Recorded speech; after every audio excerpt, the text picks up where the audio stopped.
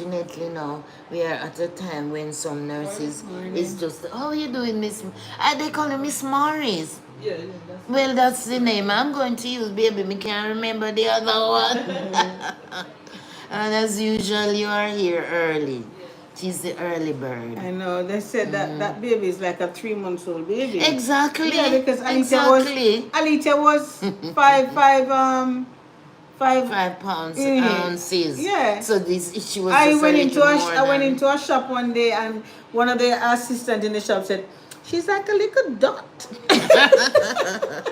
Until dot. the name of the hospital was Percy Junior Hospital in Clarendon, in Jamaica. Is it still there?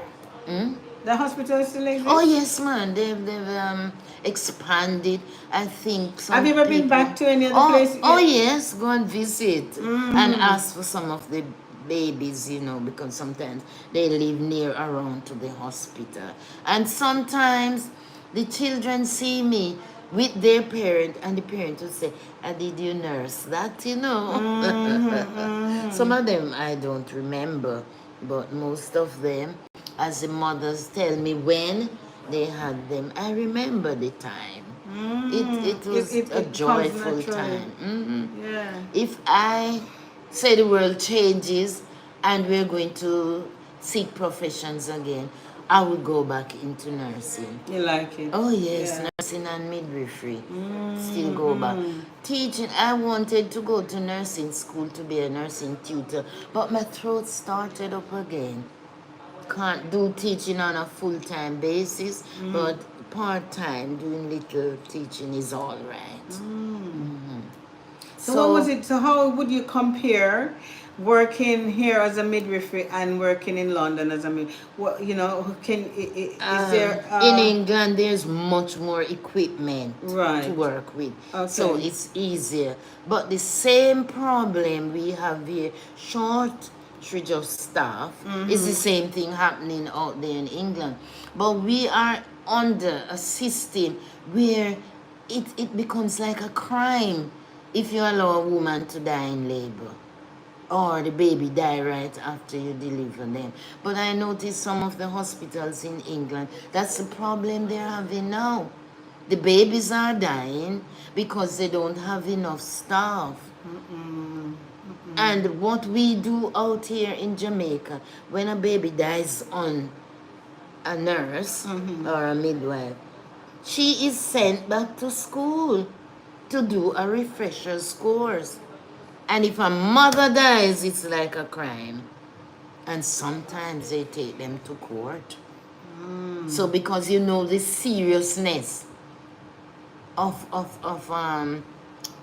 serious treatment you will get if you, sometimes they don't willfully do it, but because they're not up with their training right at the moment, accidents happen, and they know what is going to take place. So everybody try to put their best. But I heard on the news since I'm here, where the nurse, the doctor, said the mother's not coming out to get their antenatal care. Why? That antenatal care is the care before you deliver the Yeah, baby. yeah. And some won't come for their full-time postpartum care after delivery. And it pained my heart.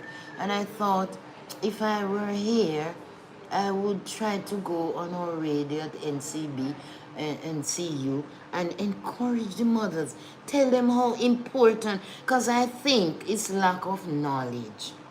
Why they And are awareness. Not, yes, why they are not, this generation, you know, not going to get their care as before. But if they can hear you spell it out, antenatal care is to make sure that the baby is okay, heartbeat is okay.